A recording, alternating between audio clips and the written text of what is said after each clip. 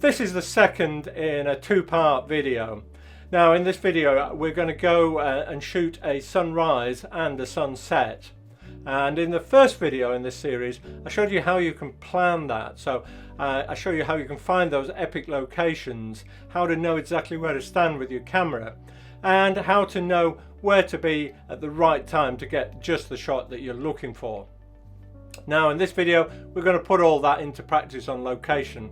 This was an absolutely epic day for me because I'd always wanted to shoot that sunrise and sunset on the same day, and that's exactly what I did. So come and join me as we head out to the famous Ribblehead Viaduct, and I'll show you how I managed to achieve those some of these epic shots.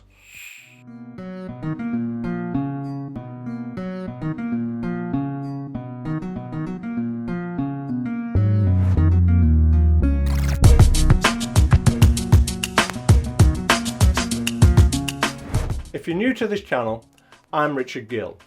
I'm a professional photographer, and on here I provide photography tutorials and tips to help you improve your photos. If that sounds like something that might be of interest to you, then please subscribe to the channel if you haven't already done so. I've arrived at Ribblehead and the sun is about an hour and a quarter before it sets. Now I know from my research that there are some exposed bits of limestone. It's also the old Navy camp, so they could be suitable things for a bit of foreground interest. And I've known from the weather forecast that it's going to be nice and clear, and pretty rare actually that you don't get any clouds just on the horizon level. But tonight is one of those really rare days. We look around and you can see there is hardly any clouds at all, and those clouds that there are just high enough up, so I'm hoping we should get some really lovely photos. Brought my drone with me too, so have a little fly of that and show you a bit the area. Now there is some limestone way back up there, but I think that's too far away, so I'm going to head first for the Navy camp and see what that looks like. Maybe it'll be a bit close to the viaduct for me, but only one way to find out really. Let's walk there and see. I'm coming up on the area of limestone here. Actually I don't think this is Navy camp, it's probably one of the perhaps the old quarries, or just an area of limestone pavement. It looks as though it might be an interesting area to photograph from. I don't really can see just down below me here, but a girl here filming a music video, taking advantage of the beautiful scenery, and this golden light we're going to get. The sun is going to go behind the hill very shortly. So we're at 20 past 8 now. It's early June, so we're approaching longest days. So we should get a really nice long golden hour, probably something like an hour and a half rather than just an hour at this time of year. So I'm going to see if I can find a location. I'm really liking all these rock formations, so I'm going to drop my bag here, have a walk around, and see what makes a nice composition. Just turn around so you can see everything else. And okay. Now, this is one of the things you can do, is just get out your phone at this point and use that to give you some ideas of what kind of shots you might get, where you might want to be to capture that evening sun. And as the sun is moving sort of down the railway line here, obviously over to the west. The railway line's running almost east-west at this point. So I'm thinking actually I want to get the sun in my shot. So I'm going to head back a little bit this way and just see if I can't use these rocks that are about to make my composition work.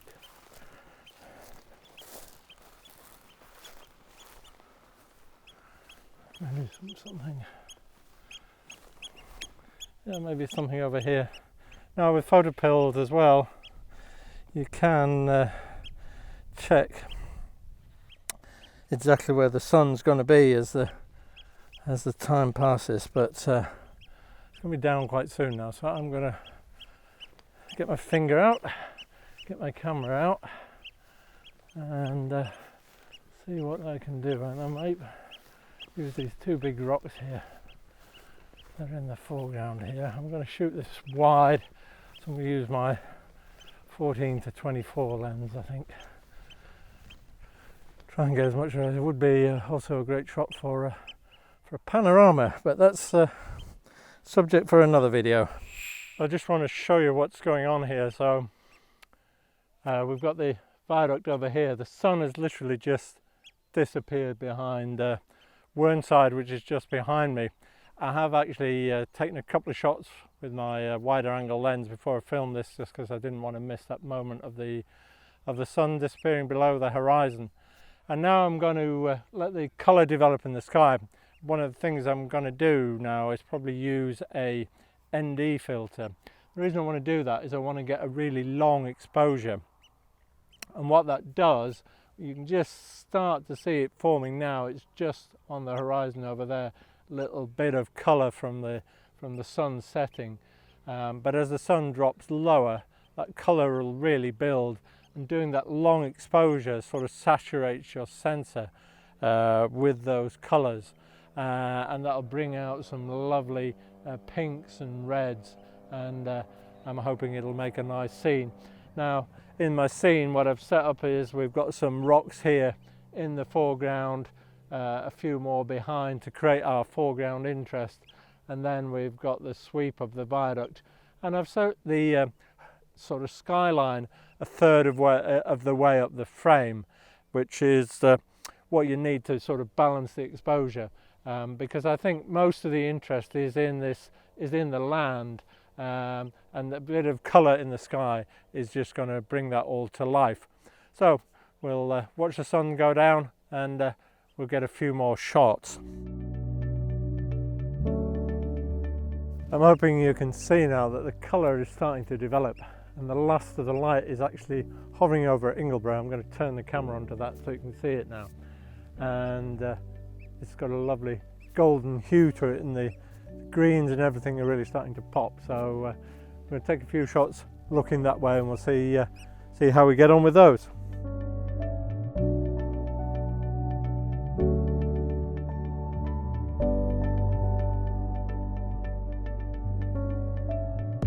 Most of the colour is going out of the sky now, so I'm going to probably just take one last shot. There is a bit of pink over there, and probably going to take maybe one last shot just to see if I can get anything else. You always have that feeling you can get one better. I know I've got some nice long exposures, tiny bit of colour, but I think we've had the best of it now, so take this and then get packed up before it gets too dark.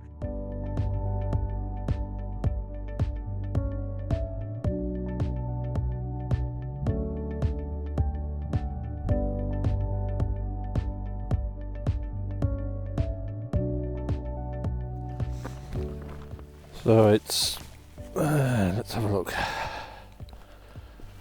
It's going up to 10 to 4 in the morning. To say, it's not often I get up at this time in the morning, and it is such a beautiful morning, and the birds are singing. I don't think the microphone will pick it up, but there's also a cuckoo doing its very distinctive call as well, and let's take some pictures at sunrise. So I already checked the location, and I knew that this would work well both at sunrise and sunset. But I need to be the other side of the viaduct to get the sunrise, so I'm having a little walk out for that now. I'm stood right in front of the Ribblehead Viaduct. Fantastic piece of Victorian engineering, and I'm guessing it was built in 1875 because there's a little monument thing here with some details of who's paid to restore it and stuff. And you see behind me, colour is changing a little bit now. The sun is getting a little bit higher. It should rise in about 10 minutes time, and you can see this slightly brighter spot where that's coming from the sun, and then the colour spreading out this way, just being picked up by a little bit of the cloud. I think that lovely crescent moon is now hidden in the clouds behind us. Anyway, we're going to go through here in just a moment and try and find our location and grab some shots. I just stopped here to just grab another shot on my way to where I'm going to go, and the crescent moon has appeared just above the viaduct there, so that's what made me grab it. But I'm going to head up here, probably on these first hills, these low ones just below Whernside here, and see if that's a suitable location to give me some foreground interest. I want to get a little bit above the viaduct as well. I think that'll improve the composition. So we'll press on. I'm just scouting my location now.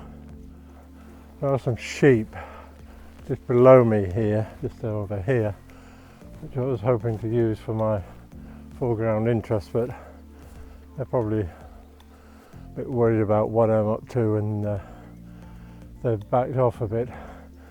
But despite that, I think there are quite a few options. So I'm just walking out with my camera and just seeing if I can find exactly where I want to be. Let's just try a little bit higher up here. I don't know whether I'm getting too past. I think I might miss the angle on the viaduct if I go too much further this way. But let's just have a little look and check. See what we've got.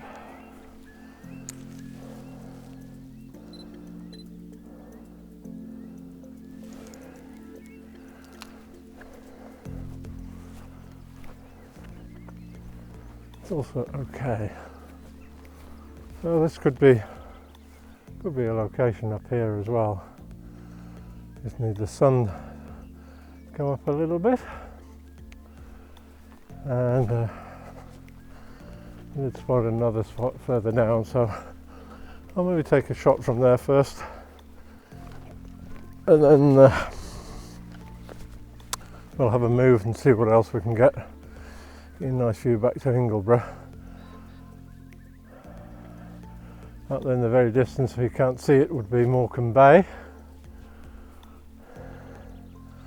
Guess there might be a few people who will walk the Three Peaks today. There's a couple of lads camped in a tent near me last night, so I guess that's what they were doing. And you can see here, this is the other location that I've thought about. Quite a few pleasing things in the, you know, like the way the light coloured roadway, the gravel roadway, leads into the frame, and you've also got the stone wall as well, forming some nice angles, and then the hills in the background. So I'll also try one from back here and see what we can get. Really just waiting for the sun to get a little bit higher more than anything now, just to put a wee bit more colour into the scene. So this is the view from my camera for the first scene. Now, what I like about this, you can't probably see it so well in the video, but I'm sure I can bring it out in the finished print, is the grasses here. There's been a track made by Quad Bikes and the light is just catching it and just changing the greens. I'll use a polarizing filter just to enhance those, and then I'm liking the way the road leads you into the scene, and the colour, you can't see it in the frame I've got at the moment, but it's starting to build in this part of the sky now. And so I think this is definitely one of my first shots, and I'm looking forward to see how that's going to come out. As you can see now, the sun is just coming over the horizon, literally just breaking through, and I've just snapped off a couple of shots. I used a small aperture, so that's a high f number, by f14 I think, because I want to get those like rays of sun, and it'll come up quite quickly. I've just moved down to a different location. I found a tuft of grass that you can see probably here, and the light is just breaking across now, and it's lighting up the grass, and there's lots of lovely patterns of grass and shade, and I wanted to try and capture that with the viaduct in the background, so that'll create a bit of interest for me, the patterns of light. So sometimes when you can't find a solid object, you can play with light a little bit to create that interest and create some lines that will lead you into the photo and make it more interesting. So I'm going to snap a few here. It's now, it's about an hour after sunrise, it's 5:30. So sun is climbing now, and I'm going to lose the golden light before much longer, but I'm sure we'll get a few more pictures before we go, and go and have a warm up and get some breakfast.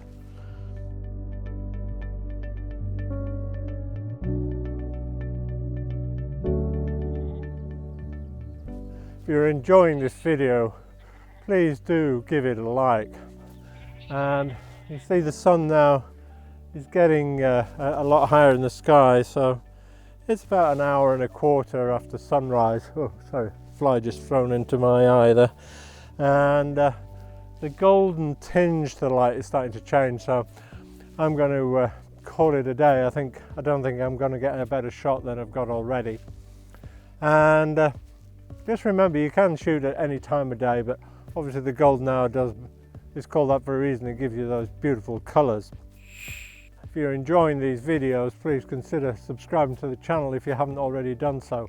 And I'd love to hear your feedback, so if you want to leave a comment, whether you enjoyed this or not, what sort of content you'd like, any problems you're having with your photography, make sure to let me know, and I can try and make a tutorial video that'll help you overcome those problems or answer your questions. Of course, we do have the Nifty 50 Photographers Facebook group, which you're welcome to join. I'll leave a link to that in the description, and I look forward to seeing you in the next video.